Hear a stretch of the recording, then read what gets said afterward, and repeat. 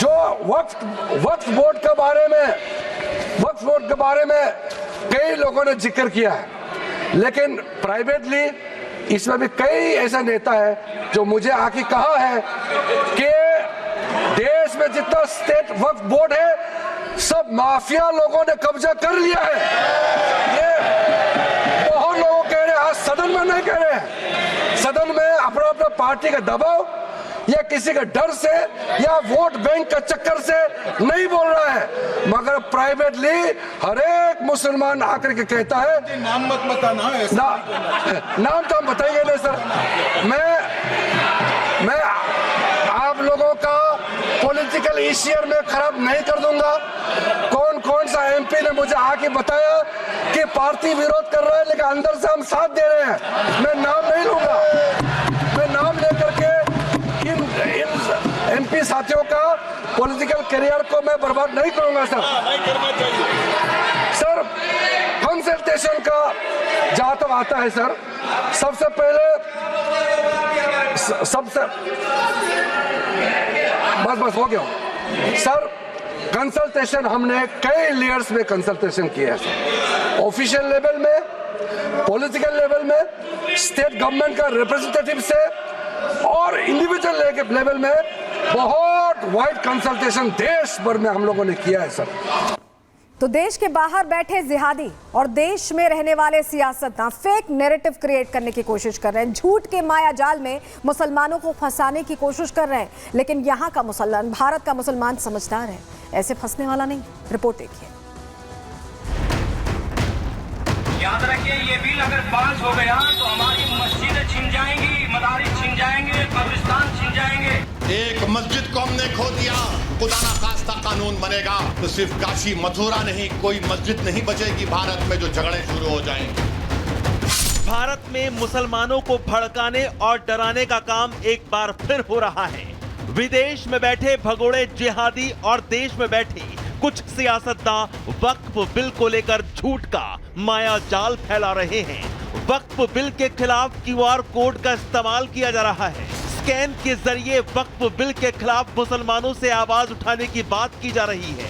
मुस्लिम संगठनों ने वक्फ संशोधन बिल 2024 को रोकने के लिए हाईटेक तरीका अपनाया है, तो वहीं ऐसे वीडियो भी वायरल हो रहे हैं जहां वक्फ संशोधन बिल पर देश के मुसलमानों को भड़काने का खेल बड़े पैमाने पर चल रहा है। याद रखिए, ये बिल अगर पास हो गया तो हमारी मस्जिदें छिन जाएंगी, मदारिस छिन जाएंगे, कब्रिस्तान छिन जाएंगे। मुसलमानों को गुमराह करने की साजिश हो रही है।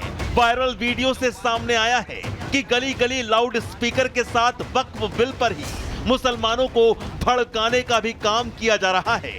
वायरल वीडियो में ये कहते हुए सुना जा सकता है कि मोदी सरकार इस वक्फ बिल के जरिए उनकी संपत्ति, मस्जिद, मदरसे और कब्रिस्तान छीन लेगी। याद रखिए, ये बिल अगर पास हो गया तो हमारी मस्जिदें छिन जाएंगी, मदारिस छिन जाएंगे, कब्रिस्तान छिन जाएंगे और वक्फ बोर्ड की लाखों की तादाद में जो प्रॉपर्टी है वो सब छिन जाएगी। वायरल वीडियो के जरिए मुसलमानों के बीच जाकर भड़काने और उकसाने, भ्रम पैदा करने की कोशिश देश से लेकर विदेश तक हो रही है, जिसमें भगोड़ा आतंकी और जिहादी जाकिर नाइक भी शामिल हैं। भगोड़ा जाकिर नाइक वक्फ बिल को हथियार बनाकर मोदी सरकार को घेरने की कोशिश कर रहा है। ये जिहादी आतंकी ग्रुप जो खुद दूसरे देश में भारत से छिपकर बैठा है, हिंदुस्तान के मुसलमानों को भड़का रहा है। भगोड़ा जाकिर नाइक कह रहा है कि मुसलमानों वक्फ बिल का विरोध करो, वरना तुमसे तुम्हारी मस्जिदें छीन ली जाएंगी, तुम्हारे मदरसों पर कब्जा हो जाएगा। ये भी कह रहा है कि मुसलमानों तुम्हें कब्रिस्तान भी नसीब नहीं होगा। Even if 5 million Muslim, even 2.5% of the Muslim, if they send the objection and they reject this Waqf Board Amendment Bill, it will be stopped.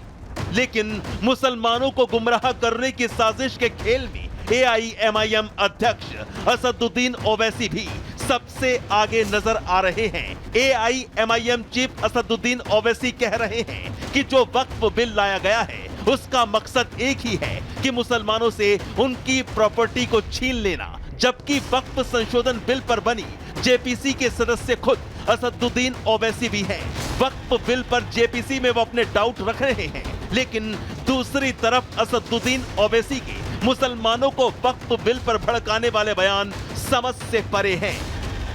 एक मस्जिद को हमने खो दिया, खुदा ना खास्ता कानून बनेगा तो सिर्फ काशी मथुरा नहीं, कोई मस्जिद नहीं बचेगी भारत में जो झगड़े शुरू हो जाएंगे।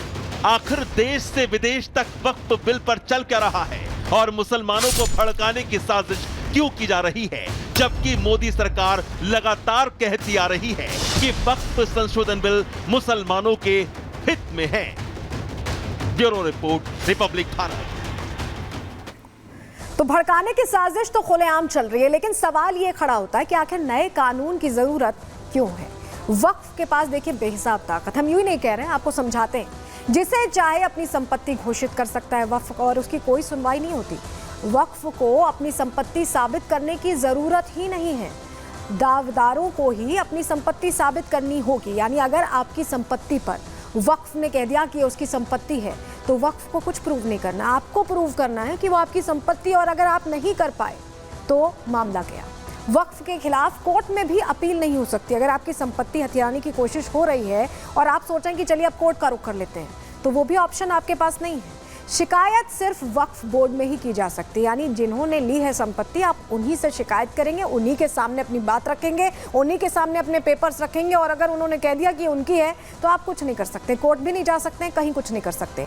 वक्फ के फैसले को भी कोर्ट में चुनौती नहीं दे सकते हैं। मान लीजिए उन्होंने कह दिया कि उन्हीं की संपत्ति है, फिर आप कुछ नहीं कर सकते, क्योंकि आप कोर्ट भी नहीं जा सकते। उन्होंने जो कहा है वो फाइनल है। फैसले को वक्फ ट्रिब्यूनल में ही चुनौती दे सकते हैं, और वक्फ ट्रिब्यूनल क्या फैसला लेता है वो आखिरी फैसला है। तो ऐसे में आप समझिए ये मनमानी है, और इसी मनमानी को रोकने की कोशिश जब हो रही है तो दिक्कत हो रही है। और उस दिक्कत की वजह से ही इस तरह के बयान एक बार नहीं बार बार जब भी बदलाव की जरूरत होती है या बदलाव किया जाता है तो सामने आते हैं, और अभी भी इसीलिए इस तरह के बयान आ रहे हैं। और ये संपत्ति जो है वक्फ की, ये बेहिसाब हो चुकी है। पारदर्शिता लाने की बात हो रही है, इसीलिए दिक्कत हो रही है। जो संपत्ति है वो बेहिसाब है। देखिए यूपी वक्फ बोर्ड की बात करें तो 2,32,547 संपत्तियां हैं। पश्चिम बंगाल वक्फ बोर्ड की बात कर लें तो 80,480 संपत्तियां हैं। पंजाब वक्फ बोर्ड की भी बात कर लेते हैं, 75,965 संपत्तियां हैं। कर्नाटक वक्फ बोर्ड का भी आपको डिटेल हम दे देते हैं, 62,830 संपत्तियां हैं। केरल वक्फ बोर्ड में भी 52,279 संपत्तियां हैं। जम्मू कश्मीर वक्फ बोर्ड की बात करें तो 19,291। उड़ीसा की बात करें तो 4369। असम वक्फ बोर्ड की बात करें तो 2,654 संपत्तियां हैं। ये लिस्ट है संपत्तियों की, और इसीलिए हम कह रहे हैं कि जो पारदर्शिता आएगी, अगर पारदर्शिता नहीं आएगी तो कैसे पता चलेगा कि किसकी क्या संपत्ति है, क्या है। और उसी पारदर्शिता को लाने की ये कोशिश है जो लोगों को पसंद नहीं आ रही, क्योंकि पारदर्शिता आएगी तो जो मनमानी चल रही है, जो खेल चल रहा है, वो नहीं चल पाएगा। और यही वजह है कि ये दिक्कत दे रहा है उन लोगों को। वक्फ बिल में क्या क्या संशोधन का प्रावधान रखा गया है, क्या क्या बदलने की तैयारी है, अब ये जानकारी भी हम आपके सामने रख रहे हैं। वक्फ के पुराने 44 सेक्शंस में सुधार का प्रावधान है। वक्फ एक्ट 1955 का नाम भी बदलेगा। 1955 से ये एक्ट चला रहा है, इसमें कुछ अमेंडमेंट जरूर किए गए, लेकिन जो इसका ओरिजिनल स्वरूप था उसे पूरी तरह से नहीं बदला गया, यानी समय के साथ बदलाव भी नहीं हुआ है। वक्फ एक्ट का सेक्शन 40 खत्म होगा। ये वही सेक्शन है जिसके बारे में हम आपको बता रहे थे कि कैसे प्रॉपर्टी को लेकर अगर आप परेशान हैं और एक बार अगर दावा आ गया तो आपके पास कहीं का ऑप्शन नहीं था। विवादित प्रॉपर्टी का वेरिफिकेशन होगा, ये प्रावधान किया जा रहा है। डीएम को वक्फ संपत्ति के सर्वे का अधिकार मिलेगा, वो समझे जाके डीएम समझे कि ये आखिर संपत्ति है किसकी। वक्फ बोर्ड में महिलाएं भी शामिल होंगी, महिलाओं का प्रतिनिधित्व अब तक नहीं है, उन्हें भी प्रतिनिधित्व मिले, ये भी बदलाव करने की सिफारिश की गई है। वक्फ बोर्ड में 2 गैर मुस्लिम प्रतिनिधि भी रखे जाएं। बोहरा आगा खानी के लिए अलग वक्फ बोर्ड भी होगा, उनकी जो समस्याएं हैं उसके लिए अलग वक्फ बोर्ड का भी प्रावधान इस बिल में किया जा रहा है। वक्फ का रजिस्ट्रेशन करवाना अनिवार्य होगा, यानी मनमानी से नहीं चल सकते, रजिस्टर्ड होगा, चीज़ों में पारदर्शिता होगी, ट्रांसपेरेंसी रखनी होगी, चाहे प्रॉपर्टी को लेकर हो, चाहे पैसों को लेकर हो, हर चीज़ में। वक्फ के खातों की जानकारी देना भी अनिवार्य होगा। वक्फ के पैसे वेलफेयर स्कीम पर खर्च होंगे, सिर्फ वक्फ बोर्ड के पैसे एक तरह से बनाने में या खुद उगाही करने में इसमें खर्च नहीं होंगे। ये केंद्रित होंगे उस तरह से कि सुधार हो पाए, वेलफेयर स्कीम पर ध्यान हो पाए, यानी बढ़ोतरी हो, बेहतरी आए, इसी पर फोकस इस बिल में जो प्रस्ताव रखे गए थे उसमें था। किसी भी विवाद का फैसला वक्फ बोर्ड नहीं करेगा। ट्रिब्यूनल में अब 3 की जगह 2 ही सदस्य रहेंगे और फैसले को हाईकोर्ट में चुनौती का प्रावधान होगा, यानी मनमानी नहीं चलेगी। अगर वक्फ कह देता है, वक्फ बोर्ड कह देता है कि हमारी संपत्ति है, ट्रिब्यूनल के पास जाते हैं, ट्रिब्यूनल में भी आपकी सुनवाई नहीं होती और आप हैरान परेशान हैं कि आखिर करें क्या, तो उसके लिए कोर्ट का रुख करने का प्रावधान रखा जा रहा है। 90 दिन में फैसले को चुनौती दी जा सकेगी, ये प्रावधान है। इस पर चर्चा अब जेपीसी कर रही है। जेपीसी अब ये तय करेगी कि आखिर क्या करना है और राय मांगी गई है। इश्तेहार सरकार ने देकर राय इसलिए मांगी है जिससे कि आप अपनी सच्ची राय रखें, और हम भी यही कहेंगे कि प्रावधानों को समझिए और सच्ची राय रखिए।